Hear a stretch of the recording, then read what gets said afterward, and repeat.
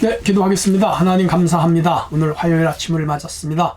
오늘도 영상으로 하나님의 말씀을 들으며 하루를 시작하려 합니다. 저희들 일깨워 주시고 믿음 안에 있게 하옵소서. 예수님 이름으로 기도합나이다. 아멘. 네, 하나님 말씀 읽겠습니다. 누가복음 19장 41절 48절 제가 읽을 때 여러분은 화면 아래 자막을 보시면서 따라 읽으시기를 바랍니다. 가까이 오사 성을 보시고 우시며 이르시되 오늘 평화에 관한 일을 알았더라면 좋을 뻔하였거니와 지금 내 눈에 숨겨졌도다. 날이 이를지라 내 원수들이 토둔을 쌓고 너를 둘러사면으로 가두고 너와 및 그 가운데 있는 내 자식들을 땅에 메어 치리며 돌 하나도 돌 위에 남지 아니하리니 이는 내가 보살핌을 받는 날을 알지 못함을 인함이니라 하시니라.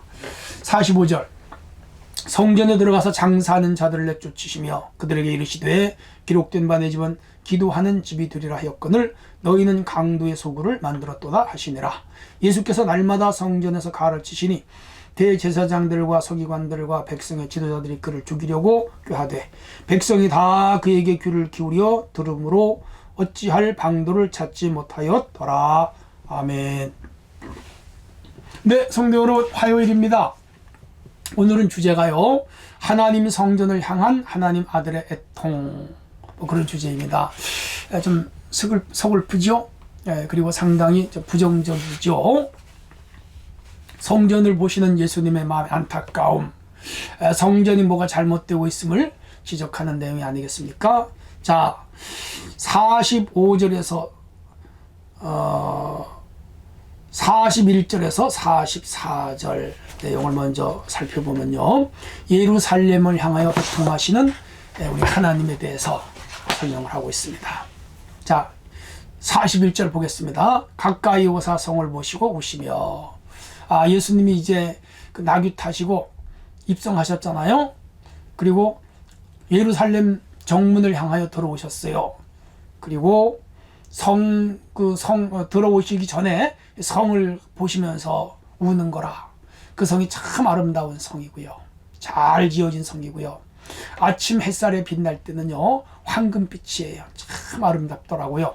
그런 성인데, 그 성을 보시면서 예수님이 우셨어요. 왜 우셨을까요? 42절 이르시되 너도 오늘 평화에 관한 일을 알았더라면 좋을 뻔하였거니와 지금 내 눈에 숨겨졌도다. 인간이 가장 행복한 상황은 평화지요. 마음이 평안하고 가정이 평안하고 교회가 평안하고 우리가 사는 사회가 평안해야 하잖아요. 거기에 행복이 오잖아요. 그래서 하나님 나라는 의와 평강과 희락이다. 평강은 평화, 화목, 화평, 화해 이런 거잖아요. 우크라이나 전쟁이 났습니다. 100만 명 이상이 난민으로 많은 젊은이들이 전쟁에 죽습니다. 매일 폭격, 비행기 난리죠. 포 쏘는 소리, 총소리 얼마나 불안하고 두렵겠습니까? 가장 그 고통스러운 현장이 전쟁터인데 예수님이 바로 이 예루살렘 성이 이 전쟁에 휩싸이게 된다는 걸 보신 거죠. 그래서 우셨습니다. 그것은 그들이 죄에 대한 하나님의 징벌이기도 하죠. 날이 이를지라, 여기 날은 예루살렘 성전 취후의 날입니다. 주 70년에 이루어져요. 예수님 이때가 한 33년쯤 되니까 약 30여 년 후에 이 성이 망하는 걸 예수님은 보신 거예요. 물론 하나님의 아들이기 때문에 그들이 그 성이 망할 것도 보았지만 그 종교의 타락과 사회학적 타락, 도덕적 타락, 윤리적 타락, 영적 타락을 보면서 이제 하나님의 심판이 가까웠음을 주님은 아신 것이죠. 오늘 우리도 우리 세상에서 살아갈 때 어떤 개인이나 가정, 그 사회가 악한 거나 악하게 집단이 있다면 그들은 오래 못 갑니다. 왜? 역사가 증명하고 성경이 증명하기 때문이죠. 본 거예요. 날이 이르면 내 원수들이 토둔을 쌓고 너를 둘러 사면으로 가두고 자식들을 땅에 메어치고 돌 하나도 남기지 아니하리라. 보살핌을 받는 날을 알지 못함이니라. 이 자식들을 메어친다는 말은 실제로 그들이 전쟁에서 이 성을 로마 군사들이 에워싸서 한 3여 년 가두었을 때 먹을 것이 없어서 자식을 땅에 메어쳐 죽여서 그 사람의 고기를 먹었어요. 야, 사람의 살을 인육을 먹었다 이 말이죠. 얼마나 비극적이고 불행한 일입니까? 돌 하나도 돌 위에 남지 않는다는 말은 그 예루살렘 성전의 이 돌과 돌 사이의 매질을 금으로 그리고 그 안에 황금으로 꾸몄는데 그걸 로마 군인들이 뜯어가기 위하여 다 얼어버렸어요. 비극이죠. 그걸 예수님이 보셨고요. 보살핌을 받지만 긍휼이 없는 그런 재앙이 그 땅에 올 것을 주님은 보신 겁니다. 실제로 주후 66년에서 73년에 전쟁이 일어납니다. 이 전쟁은 소위 유대인 독립전쟁 그렇게 말합니다. 유대인들이 로마로부터 독립하기 위하여 전쟁을 벌였습니다. 큰 전쟁이었죠. 유대 항쟁. 유대 즉 이스라엘의 전투 군인이 110만 명이었습니다. 갈릴리 전투에서 10만 명이 죽임을 당합니다. 9만 7천 명이 로마의 노예로 끌려가서 콜로세움이라든지 아피아 가도라든지 개선문이라든지 유명한 건축물을 건축을 하고 그들은 다 생매장을 당했습니다. 비극이죠. 사실은 하나님의 아들을 십자가에 매달아 죽인 죄의 결과였고 하나님의 응징이었으며 무서운 심판이었죠. 세 차례에 걸쳐 전쟁을 하는데 세 차례에 걸쳐 35만 명의 군사들이 죽습니다. 주 70년에 티투스에서 완전히 멸망을 하고 이때 한 900여 명이 마사다로 도망을 가서 역시 한 3년을 버티다가 거기서 최후의 죽음을 당하고 말죠.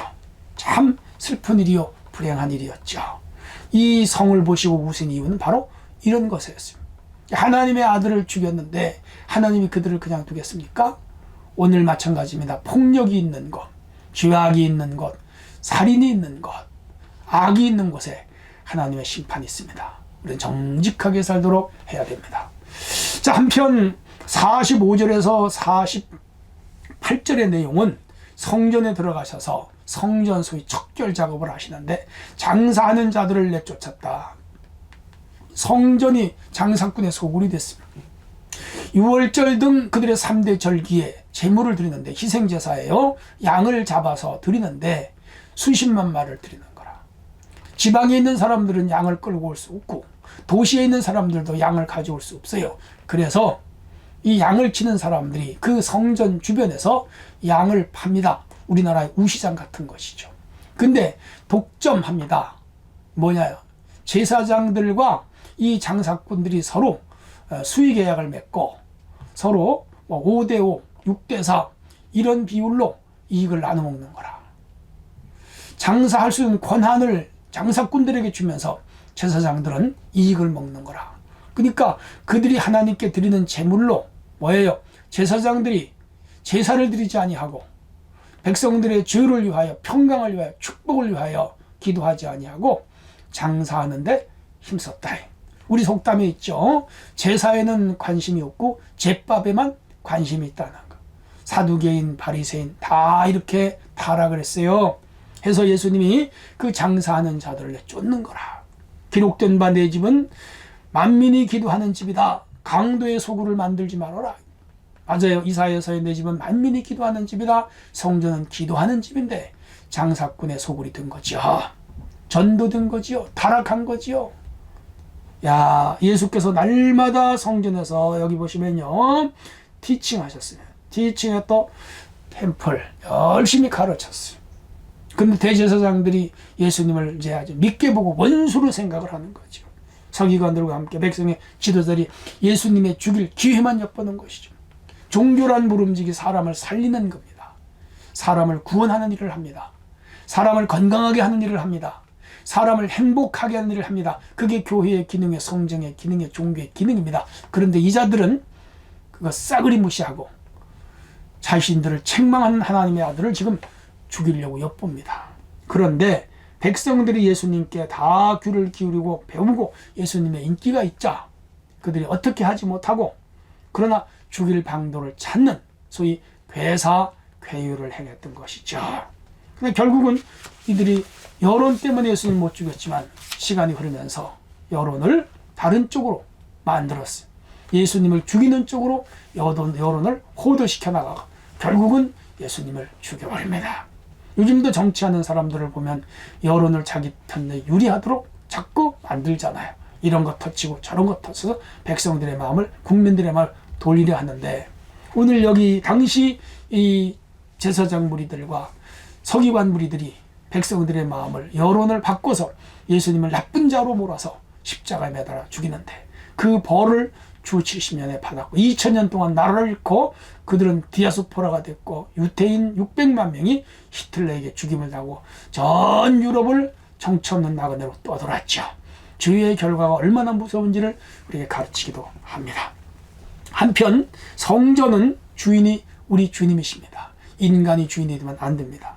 성전은 기도하는 곳입니다. 우리 열심히 기도해야 됩니다. 성전은 예배하는 곳입니다. 우리는 의와 진리로 예배해야 됩니다. 성전은 상업하는 것이 아닙니다. 장사꾼의 소굴로 만들면 안 됩니다. 성전의 기능을 회복해야 됩니다. 우리 참사랑교회 참사랑 성전은 참 성전으로서의 기능을 다하도록 온 성도가 하나가 되어야 됩니다. 그리고 나는 진정한 성도인가? 예배자로 살고 있는가? 기도 열심히 하는가? 한번 돌아보시고 내 마음 성전에 주님을 모셔서 의와 평강과 희락으로 가득한 삶을 살아야 될 것입니다. 하나님 감사합니다. 오늘도 말씀을 마음에 새기면서 성실하게 하루를 살게 하옵소서. 예수님의 이름으로 기도합니다. 아멘.